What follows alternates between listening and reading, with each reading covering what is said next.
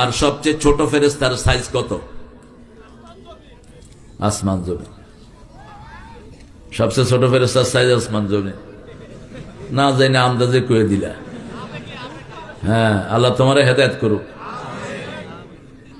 আসমান জমিন, আসমান জমিনের চেয়ে বড় ফেরেশতা আছে, কিন্তু সবচেয়ে ছোট ফেরেশতার সাইজ হলো উহুদ পাহাড়ের সমান।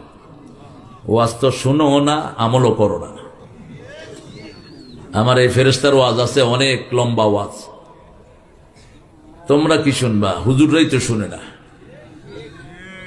আন্দাজে ঢিল মারে সব। উহুদ পাহাড় কত বড় বলেন? 14.5 কিলোমিটার। মেলা বড়, মেলা বড়। 14.5 কিলোমিটার। এটা যে কত দুষ্ট, মেলা বড়। বাংলাদেশের লোকেরা যে কি ব্রেনই, আল্লাহ এদেরকে কত ব্রেন দিয়েছে।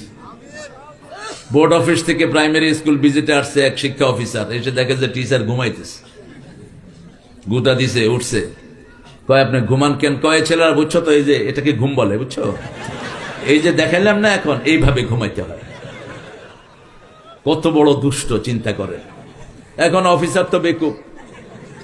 তোমরা বুঝছো তো? জি স্যার, আমরা বুঝছি।